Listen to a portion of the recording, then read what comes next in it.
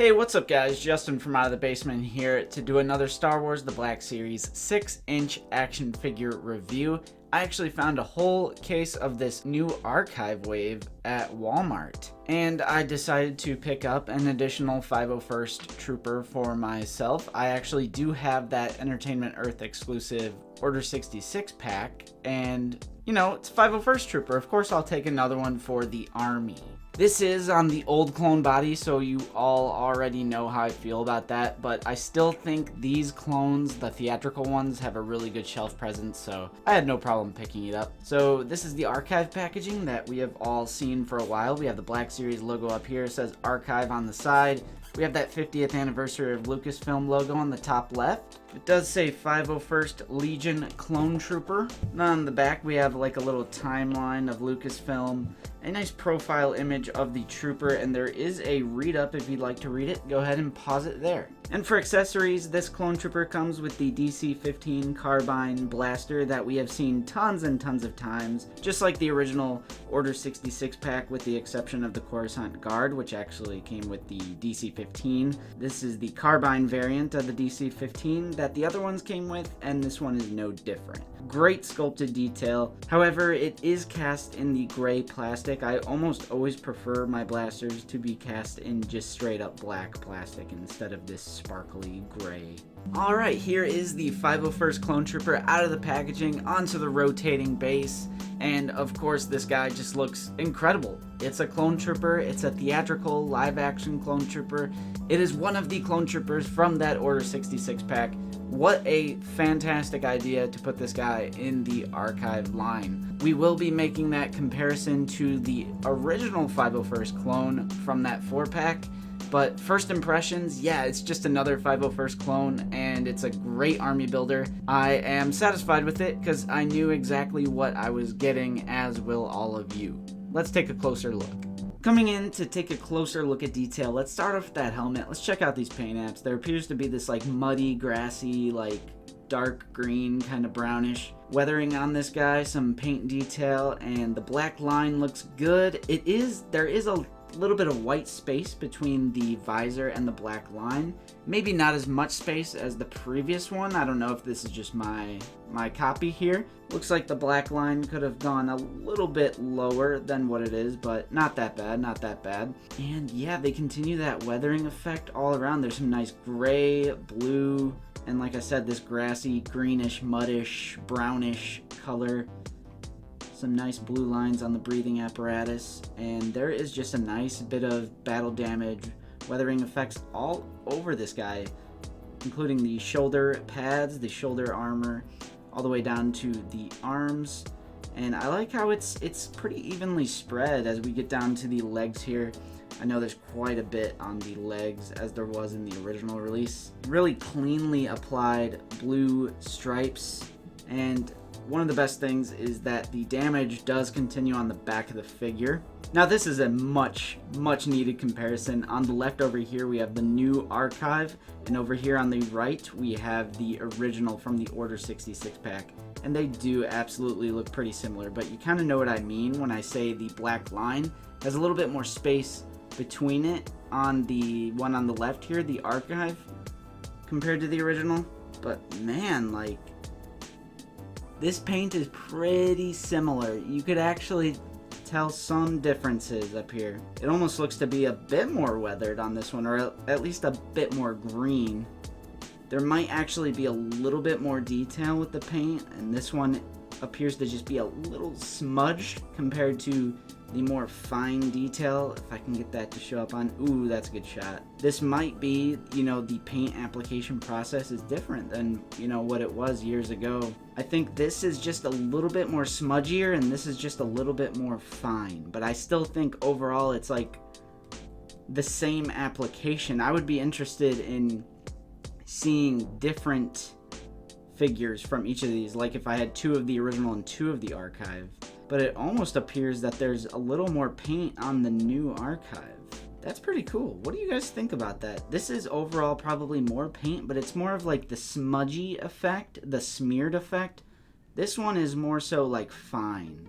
I don't know what I prefer, man. Let's look at the rest of the figure. Yeah, it's about the same. The placement on some of these paint apps are a little bit different, but wow, I'm surprised by how similar they are. There is some sort of variation on this one. Sometimes it's more paint, sometimes there's more paint on this one, just depending on the location.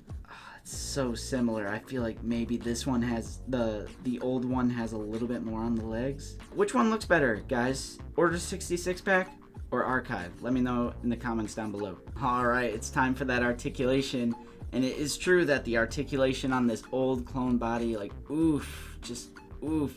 Let's just get into it. Let's get into it. So starting with the head, he cannot look up all that much. He can look down a pretty fair amount though. The head is on a ball joint, but it's just stiff. Like, I don't know, man. Again, you do not have the updated neck peg, so you don't get that like front and back or the side to side. You do not get that articulation with the old clone body. You can rotate it around just like pretty much every other Black Series figure. The arms rotate all around, absolutely no issue. The arms go out about that far. The shoulder armor does, it starts to go over that back piece, but it does not go all the way unless you force it, which I would not recommend forcing it. So you do not really get, all the way on those arms. The double jointed elbows give you a maximum. This is literally the largest sin of the old clone body. This is not 90 degrees. Maybe if you force it, but it's always gonna end up going back. This is not a right angle. This is an obtuse angle on double jointed elbows. Unforgivable, absolutely unforgivable. On the new clone body, they got rid of some of this plastic right here, and they're able to utilize the deep cut single joint further than a double jointed elbow, which is ridiculous. It's a little bit better on this one, perhaps. You actually hit that 90 degrees on the right arm, but once you try getting this guy to aim down the sights, it's just not a good time. The right hand is a trigger finger, which does have the vertical hinge, as it always should be. Vertical hinge on the gunslinger hand, and it does rotate all the way around. And on the left hand, it is the gripping hand, rotates all around, and it hinges horizontally, as the gripping hand always should. Do have that bicep swivel though. The midsection, the chest, this is on a ball joint, so you get all sorts of rotation. You could go back and forth, rock around.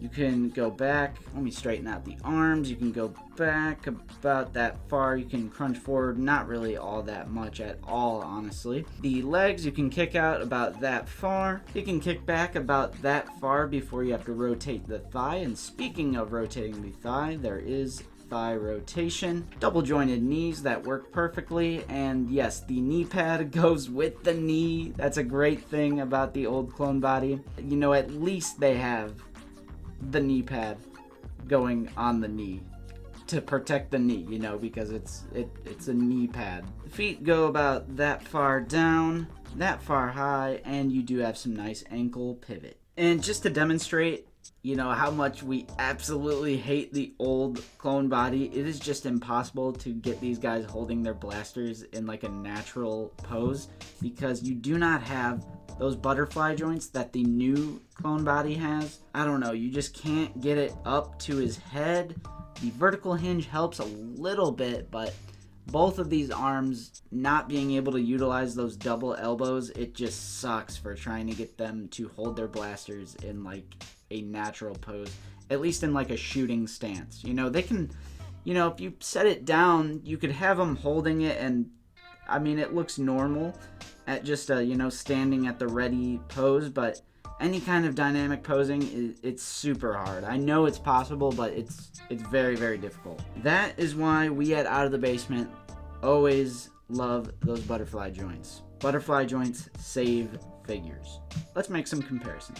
Alright, I know I already made this comparison, but just to really hit the nail on the head that these are very, very, very similar looking figures. On the right here, this is the original Entertainment Earth clone, and this is the new archive one on the left. We have Clone Wars Anakin Skywalker next to the live action Revenge of the Sith Anakin, and I think both of them mesh really well. I think they go together just fine. Here is Captain Rex and ARC Trooper Echo, and again, I think they mesh really well. I think they go together no problem. To get some animated clone action in, here is the 332nd Ahsoka Clone Trooper along with the new Walmart exclusive Imperial Clone Shock Trooper with the pauldron removed. And finally, we have Clone Pilot Hawk and one of the other clone troopers from the Order 66 pack, the 212th Clone Trooper. So this is an interesting comparison because these were in the same pack. Well, this is the archive, but you know what I mean. Two theatrical clone troopers. Are these the best Black Series figures in the line? No. Are they the best troopers in the line? No. But there is no denying that they just have such a great shelf presence to them that I can't help but just say, yeah, I love these guys. Even though their elbow articulation, their arm articulation is pretty awful. Their helmet, head articulation, pretty awful.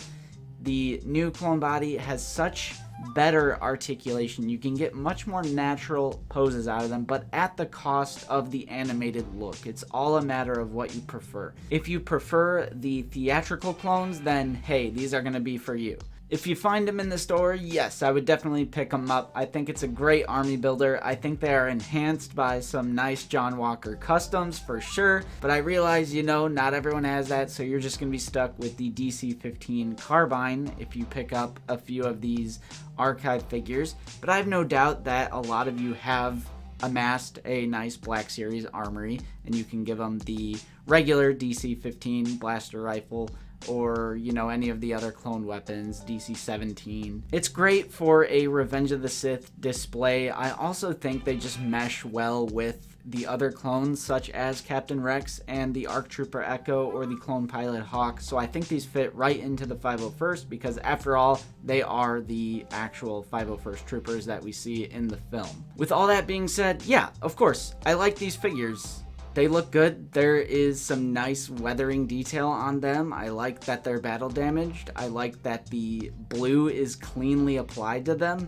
I think that the paint details honestly make up for any shortcomings in the articulation department. So, I totally recommend this figure. But obviously, I gotta pass this one off to you guys. Clones are always such a hot topic, so let me know exactly what you think in the comments down below. Are you gonna army build these 501st archive troopers, or is the articulation too egregious for you? Whatever it is, let me know in the comments down below. Don't forget to leave this video a like, subscribe if you are new. We are always talking about Star Wars The Black Series here at Out of the Basement. And if you can, please consider joining our channel membership for only 99 cents a month. You get some cool emojis, and you actually do get a Clone Trooper name badge, which coming up, because at 6 months as a member, you do get the 501st Clone Trooper name badge, so that'll be cool to see pretty soon here, actually. I think probably less than a month away we'll be seeing those, so that's cool. Thank you to everyone who has already become a member, and if you can't, watching, liking, subscribing, that is enough for us as well. We love you all the same. I've been Justin from Out of the Basement, and we will see you guys next time.